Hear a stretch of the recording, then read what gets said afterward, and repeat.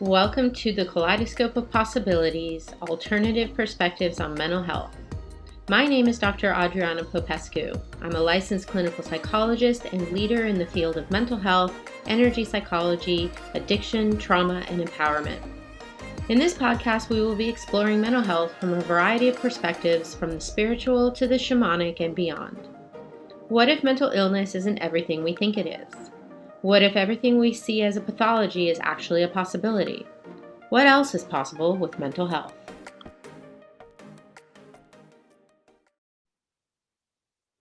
Welcome, everyone. Dr. Adriana Popescu with you again for Kaleidoscope of Possibilities, Alternative Perspectives on Mental Health.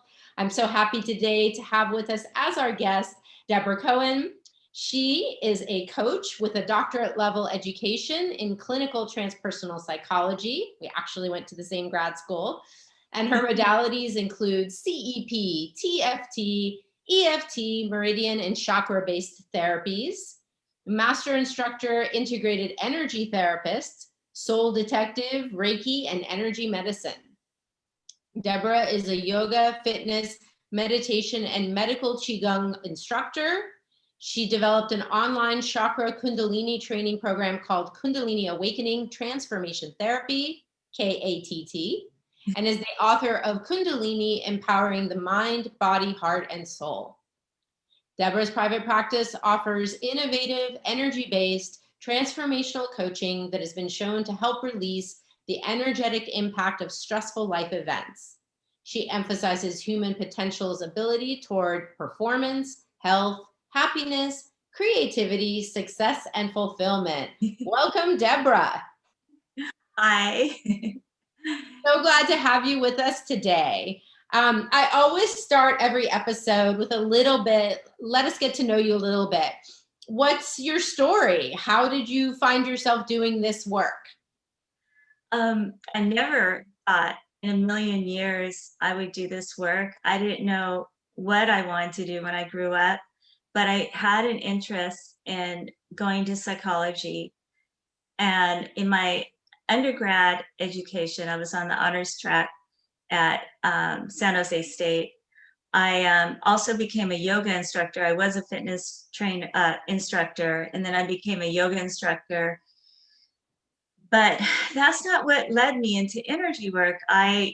Through my education and some of the research on amnesia and different things, I felt like there is an awareness in a person that went beyond just the conscious level. And also my background was also very spiritual and religious in Christianity. So I don't know even how it came to me, but I wanted to learn energy work, and synchronicity brought events to where I went into integrative energy healing. It just kind of fell in my lap. The training was easy. I was able to make time for it, which was a miracle in itself, and was so interested that I became a master instructor, and then I trained other individuals. And it's a really nice energy-based therapy that's really relaxing. People lay down, it's like Reiki, and you connect with the angelic realm and work on the chakras and the organs of the body. And then from there, as I continued seeing clients and doing workshops on yoga and chakra healing, from there, I eventually had my own transpersonal experience through a Kundalini awakening, as well as some of my clients. And it led me interested in it's now Sophia University, but it was ITP, the Institute of Transpersonal Psychology, because they work with these different spiritual types of spiritual awakenings.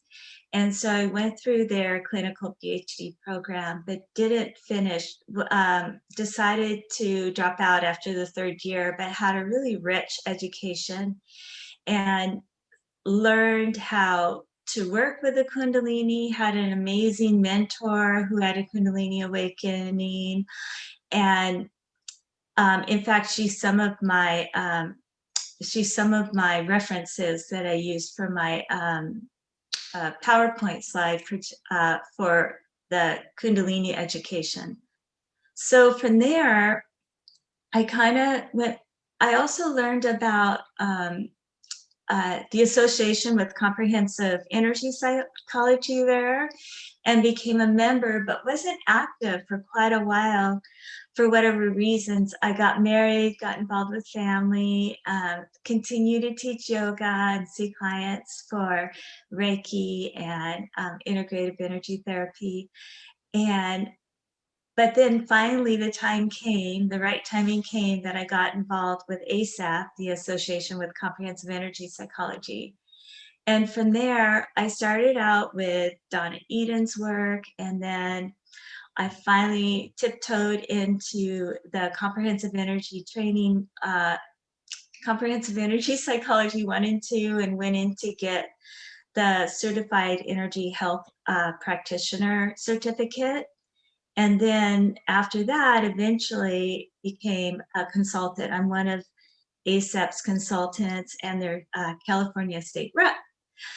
And so when I was going through all that education with ASAP and all of the workshops and conferences, I noticed there was no mention of Kundalini. There was no mention of Kundalini in the classes. And I was just thinking, wow, this is an area that I felt really inspired to talk about. I had already been giving workshops on Kundalini with my students and teaching chakra clearing and Kundalini awakening and chakra yoga. And I felt really inspired to talk about Kundalini with ASAP. So they accepted my proposal and I wrote a book. I already had notes, but I finally formulated a book. So it was ready for when I presented ASAP. And so they've accepted my work on Kundalini a few conferences. The last conference, of course, was online and it wasn't presented online, but they also saw it as a value to ASAP, that the information was valuable, that we needed to know about it. And the reason is I've worked with clients and somehow the work has inspired Kundalini awakening. And these are just normal working people, they're not living in an ashram or going to India or doing anything, too involved. And I've ran into a few people, or not ran into, I've had clients have Kundalini awakening, and it's made them feel really anxious. They didn't know what was happening to them. They thought maybe they were going a little crazy and things like that. And I just feel like when anyone's working so deeply on the energy system, especially the chakra system, because the chakra system is part of the Kundalini system. It's part of that ancient Tantra teachings about the whole energy system, not Tantra sex. A lot of people get confused that that's just one component of the teachings of Tantra. But it's just it's just somehow in ancient India, they somehow knew about our energy system. They saw it. They knew about all the lines of energies they call nadis. They knew about all our chakras. They could see it. They knew about the main central canals and the other ones that are running, not like a helix up the spine. And they knew about the Kundalini energy and how unique that was. And so working with the chakra system could, inspire Kundalini awakening. Teaching someone to meditate can inspire Kundalini awakening. Teaching someone to really connect deep within. But also I ran into people who've had Kundalini awakening through trauma. And so one of my fellow doctoral students felt that when she had a trauma, she was violently raped and held by her throat. She had an experience that was something different than dissociation, and she felt that her Kundalini awakened. And it actually can awaken through a really intense event like that. So yeah, that's why I was inspired to do this work. And I train people individually. I have a training individually, and I did my first Zoom training, group Zoom training, that was very successful. Wonderful. So for those in our audience who maybe aren't as familiar with the terms, can you tell us a little bit more about what exactly are the chakras and what is the Kundalini energy? Best as you can describe it. Yeah, as best as I can. So yeah, so the chakra system is areas of the body, and this is what I love about working with the chakra system is in meditation or chakra yoga, I'll work with different areas of the body, so it helps people to really connect with their bodies. And it's a beautiful thing because as they connect with different systems of the body, so like we got the top of the head, the system at the top of the head, the system around the forehead, they all kind of are in line with our nervous system and all the nerves. And then we got the system around the throat area, glands. Glands, that's when I say that the glandular system are also very related with each chakra. And then we got the system around the heart, and then the system around the solar plexus, the hips and reproductive system, and then the base of the spine. And each system has like a psychological theme or an archetype. They have like a god and goddess associated with each system. They have so many symbols and properties that it's not my place to be a scholar to know all those details, but they're really, for someone interested in symbolism, there's so much if they want to go deep and learn the symbolism of each chakra. Each one has a symbol of a petal. Each one has a Sanskrit symbol. So like, Om, I'm wearing an Om right now, is a Sanskrit symbol. Each chakra has one. And one time, one person's chakra during one of my chakra trainings awakened, and she had no idea, but she saw the symbol. And that's a sign that one of the chakras just really kind of energized on a level that wasn't before. Sort of, it was on, but then got supercharged somehow. And so these systems are described as energy vortexes or wheels. Chakra in itself means wheel in Sanskrit.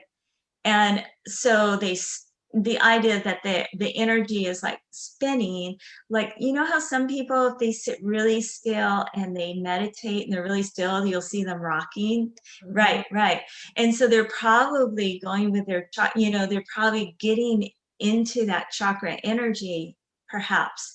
I'm not sure, but they could, right? So they could spin right or left, and oftentimes spinning left, the chakras are removing something. It's symbolically for removing something or clearing out something, and spinning right means that it's coming back into alignment and balance.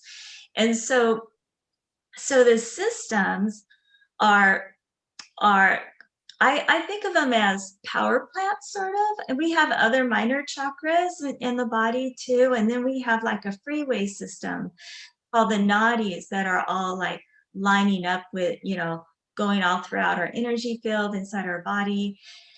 And it kind of creates this aura, this egg-shaped aura around us, the whole system. And we have a chakra above, a chakra below. In fact, some say that, the chakras continue up into the higher realms. Mm-hmm. Yeah. And then these energy systems can get imbalanced, right? Like energy can get stuck, or like it's kind of spinning the other way. Like what happens when people's energy gets imbalanced, and how could that show up, let's say, as a mental health issue, for example? Yeah, so it's said that all of these systems hold um, um, all memory. I'm trying to think of a way to make it all encompassing. And so, and so, um, and so let's say a thought or an attitude, or a trauma or a stressor isn't quite healed out of the system and it gets stuck. It may be that a person might not see it. It could be very subconscious and they may not know it's there. Or if you're working with a therapist, and the therapist might actually get a feeling about it, right? Because they're able to see a broader perspective. And so a person might talk about something that may be happening now, but then you go back in time and maybe they've had a similar situation come up in the past, and then you keep going back in time and maybe you find out that it's a family issue, and you keep finding out that maybe something happened to them when they were really young. And then so you can kind of also, let's say, therapists oftentimes work in the first and second chakra levels, I'm guessing, right? Mm-hmm. And so, um, you might kind of watch their body.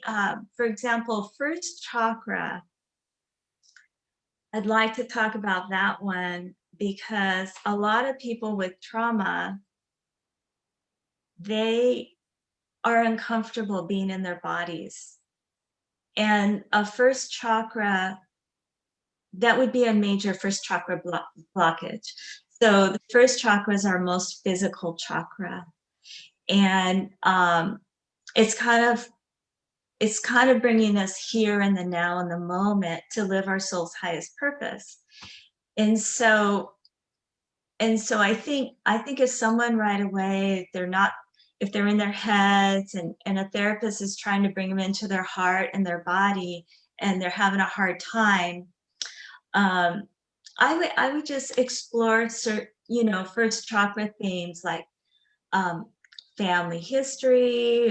Was there anything physical that happened to them? Is there something about their bodies that makes them feel really uncomfortable, like incest or child abuse, or even something recent where they had a trauma recent, right? They got beat up, and it's just made them feel, and just however they might feel in their body. They don't want to connect. So that might be one example. A lot of sexual issues, of course, is in the second chakra.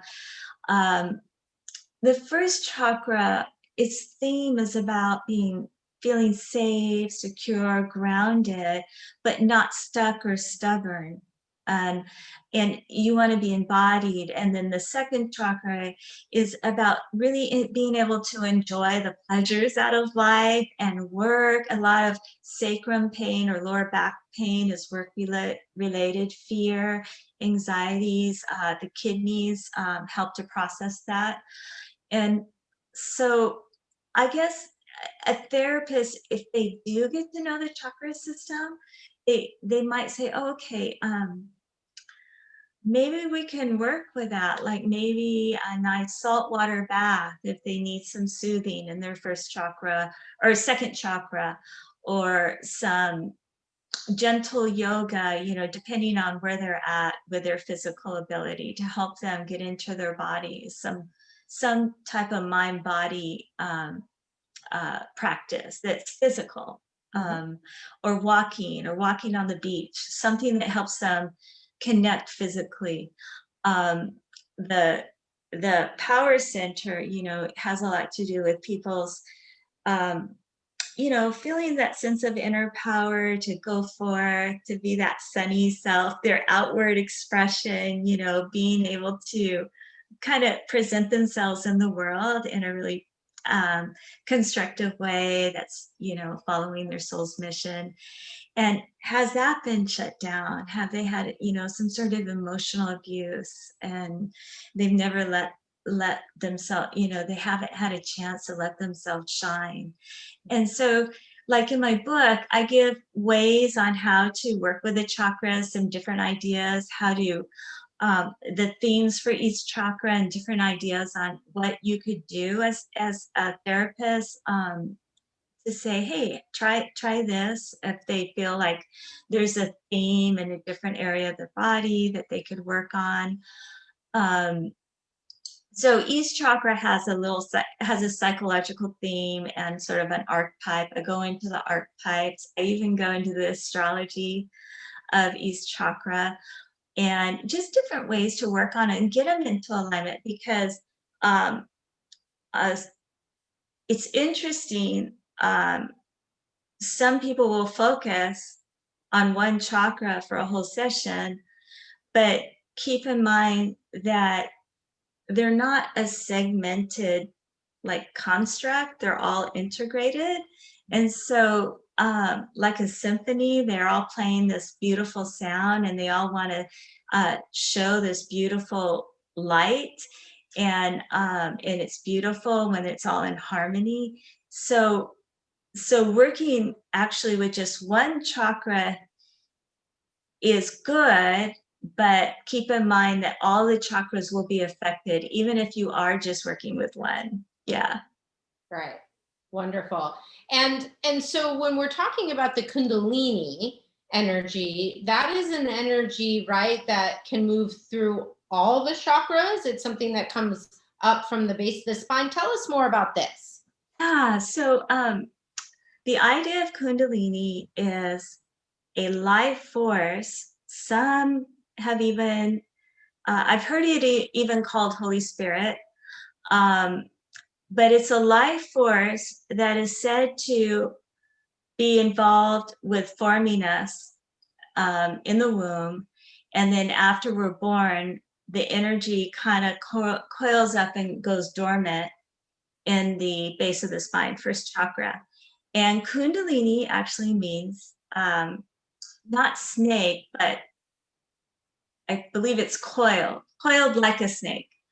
And then when it can awaken, it can actually feel like, I had one client, it was amazing. He had no idea what was happening to him. But I had already read, my Kundalini awakening was much different, but I had already read so much on it.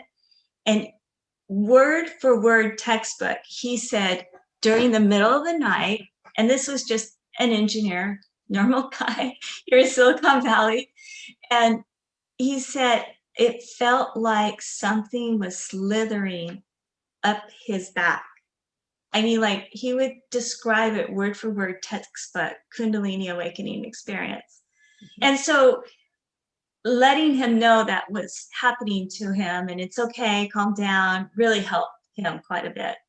But it's a very strong energy that moves your body, and it's not subtle. And so, and that's one thing too, like he was like, like it would just do, make his body move. And, for him, that was just a real shocker in the middle of the night, especially. And for me, I feel a lot of vibrations. I'll shake, I'll breathe different. There's a lot of different ways I feel it. But I like talking about his experience because it's so textbook Kundalini awakening. And so when it does move up through the chakras. And because there can be blockages in the chakras, it can energy can push against those blockages. So as it's purifying them, it could be very transformational. And as you know, transformation is sometimes quite painful in the process. So person, especially in therapy, if a therapist can really kind of be in tune with what they're saying, a person could have visions. These visions could be demons. They may not be warm and fuzzy visions. It could scare the life out of them. They could be acting out. They could be acting out sexually as it moves through the second chakra, as it moves through the third chakra. They could be acting out anger, going through the liver. There's so many ways a person might act out an energy blockage. And I think for a therapist, what to notice if these are unique experiences, not something they've had, like there's not a history of mental illness. This person's really doing well in society. They have relationships, a great job.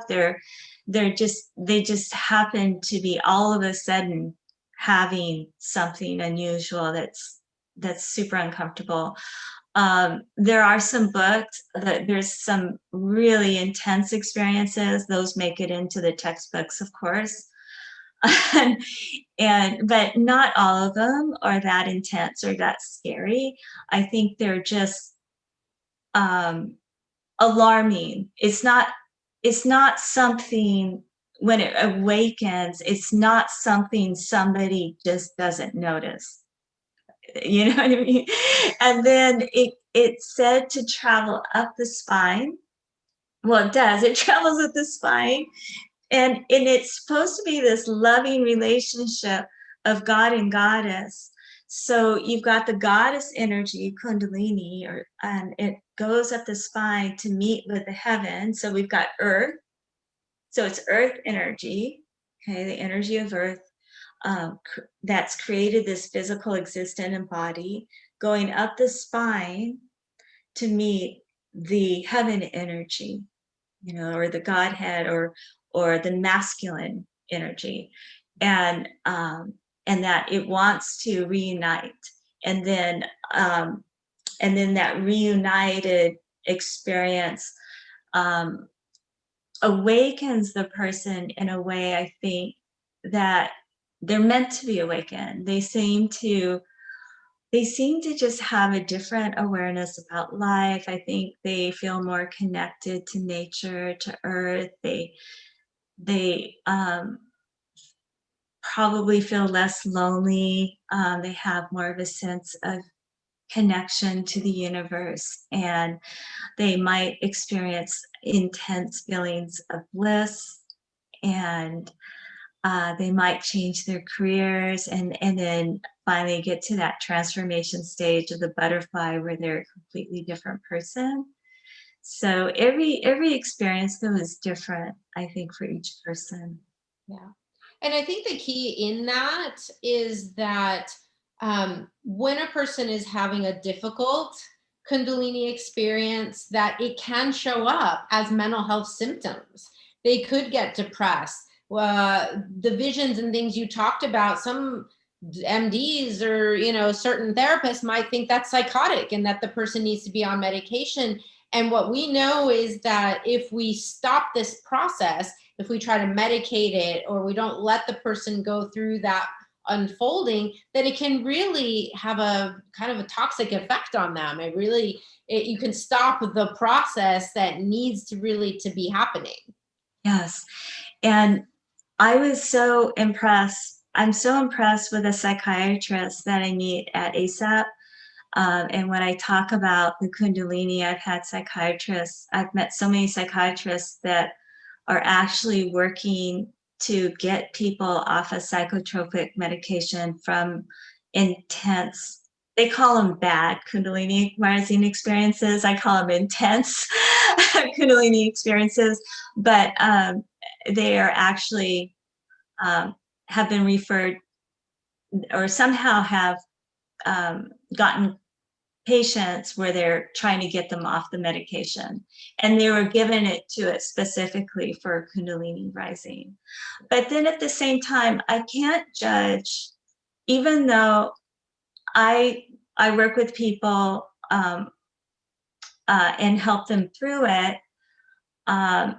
If they don't have someone to work with them on that level, to say it's okay, you know, to give them exercises to help them through it, to calm them down, to calm their nervous system down. A lot of it's their nervous system. They're on fight flight response, and their nervous system is out of balance. And if they're so out of balance and they can't live appropriately, it's I think a well-meaning therapist or psychiatrist just is trying to help somebody so they can live and cope with life.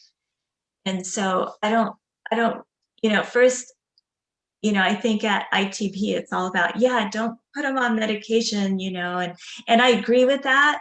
But at the same time, if someone's really struggling, you've got to think about that too. And they're just doing the best they can to help that person get through the day at work. If they've got kids or children they're taking care of, we can't walk in someone's shoes unless we know, right? Or we don't know unless we can walk in their shoes. Yeah. Right. Yeah. Right. Every situation is different, but just for people to know that this is a phenomenon that occurs, it is a potentially really life transforming experience, and it can be a really wonderful experience. Yeah. If they can get the proper support for their problem. Yes. Yeah. So I would love to give our audience a little sampling of how you work with clients, and you're going to lead us in a little meditation or something.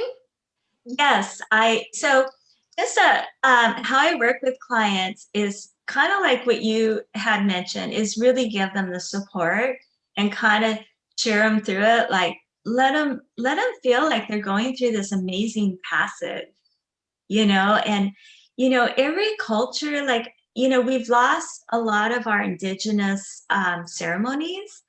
And so maybe create a ceremony with them, or something that helps them feel like they're going through a rite of passage, because they are. And so it's a celebration, and also give them some things to watch out for, and say, well, you might get worse before you get better, or you might act out some of these problems you've shared. They might get worse before they get better, and things like that, so they can go. So when they're, because usually, when it's just a Kundalini awakening and not that they've had a history of mental health, they're very aware of what's going on, you know what I mean? And you can really work with that. So, but yeah, I was inspired to share my book. So when I wrote my book, I put together, with a lot of the techniques I had at the time, a meditation to inspire Kundalini rising. Now the meditation is a lot longer, but I was inspired to just share to do a meditation and just share the goddess invocation, if that's okay. Mm-hmm. Yeah, please. Okay. So go ahead and we'll just relax. I like to do a little bit of physical relaxation when I go into meditation. So we'll just relax and focus in on your breathing. Focus in on the breath as you inhale. As you exhale, become aware of your body.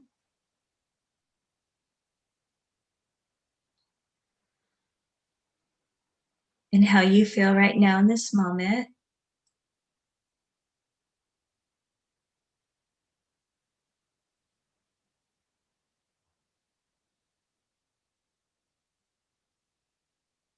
Notice the beat of your heart.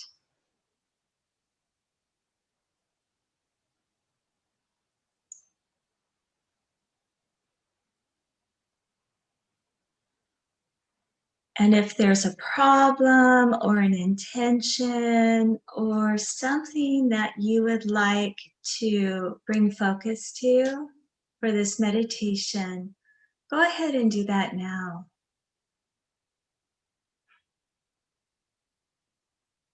And as you think about that, all of your stress is just melting off your body as you relax deeper and deeper.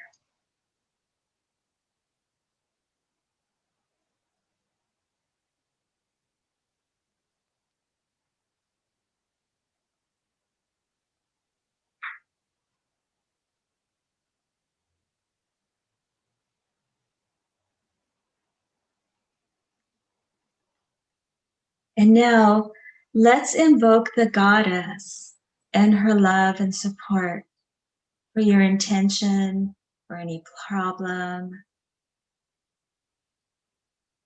that you might have. And then silently think about how it might feel to connect with the goddess and how would it be for you to have your Kundalini awaken. Does it feel scary, exciting, perplexing, doubtful? Good. And then just take a breath and let all of that go.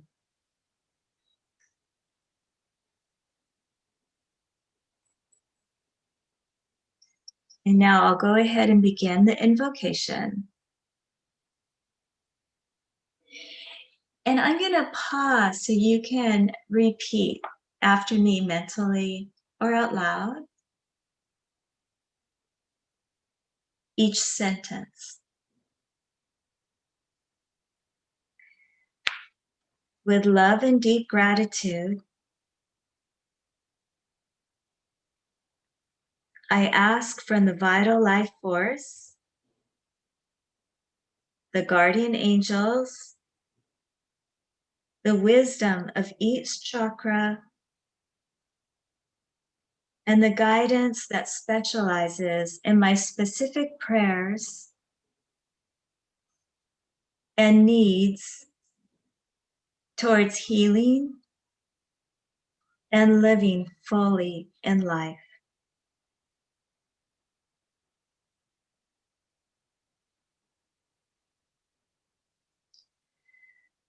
I ask the goddess for protection from any influences not supporting my soul's evolution and highest good.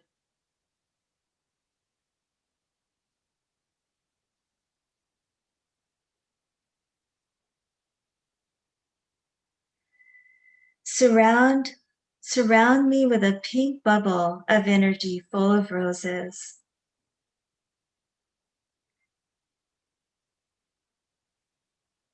Feel the roses around you, floating on you, around your aura, protecting you. Roses are symbols of love and they're symbol of the goddess. Now repeat, please, goddess, bestow your grace upon me and remove any veils that cause limitations towards transpersonal consciousness.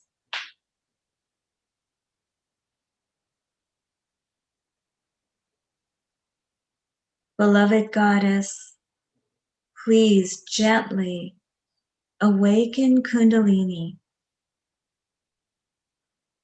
so that I can better serve your planet and all of creation.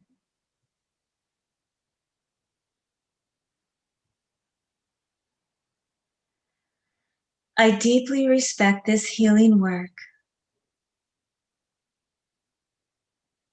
and pray that my highest intentions and highest good will come to pass and that my work will be a blessing to all living beings.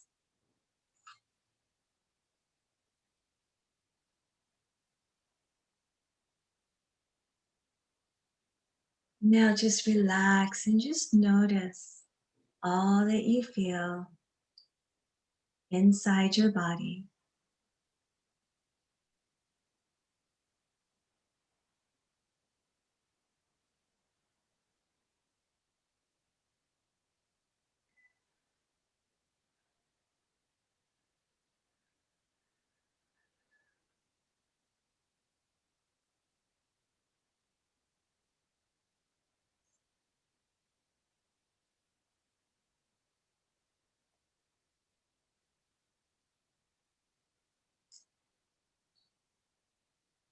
Notice all that you hear outside and inside your body.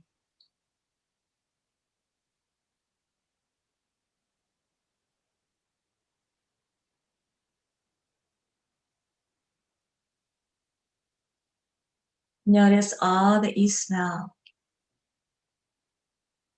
all that you taste.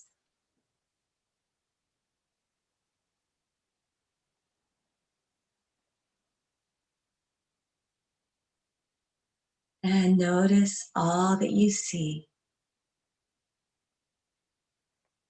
in the front of your mind, in the back of your mind, and sense in your stomach.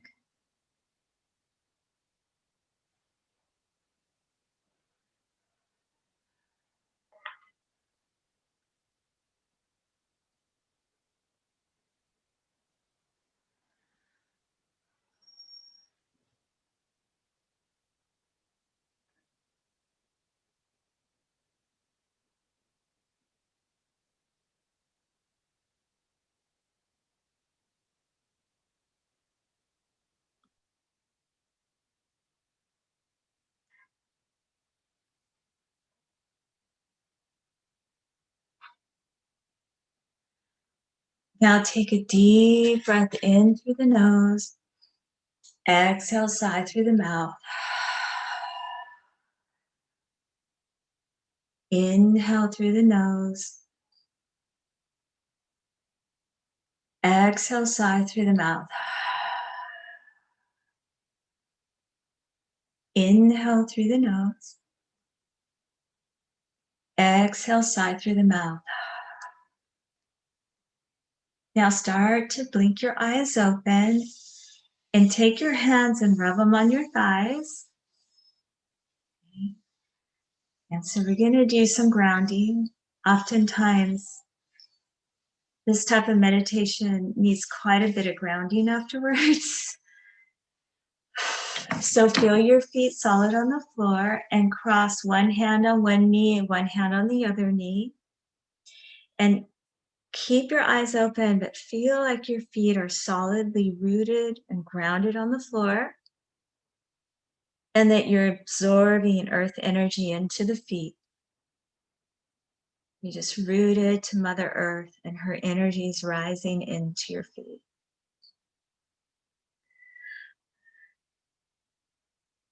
And then release your hands and put them on top of your head. So integrating the energy back down. You may need to go all the way back down to your first chakra.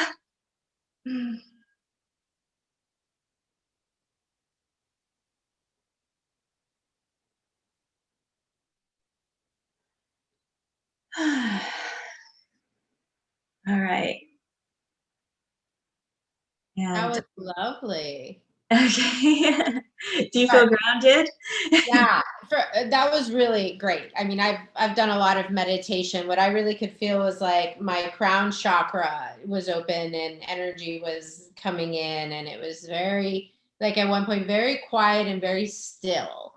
Wow.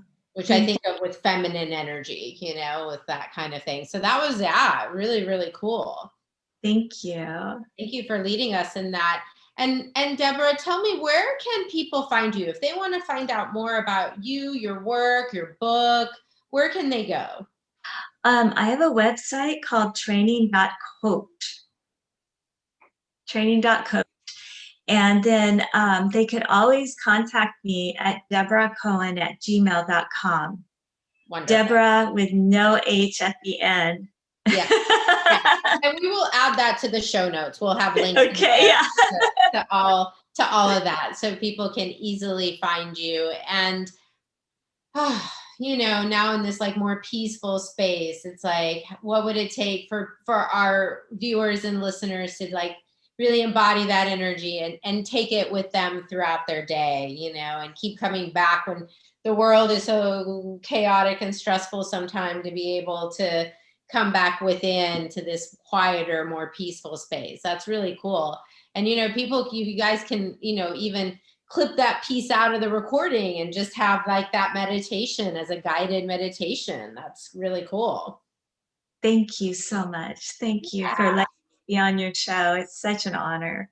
Such a pleasure. Really, yes, totally a pleasure. So happy to have you on there. Just loving, you know, sharing this information with people, letting people know that if they are struggling, there are many, many, many ways to address any kind of challenges you're having in your life. It isn't just about talking about problems or taking a pill. There are this many, many holistic, beautiful therapies that you can explore. And we'll put in the links for Debra's stuff. Thank you again for being with us today. And thank you all for tuning in. I'm your host, Dr. Adriana Popescu. Tune in next time to another episode of Kaleidoscope of Possibilities, Alternative Perspectives on Mental Health. And if you like what you've heard today, please do like, share, comment, so we can get as many people listening to the show as possible. Thank you all.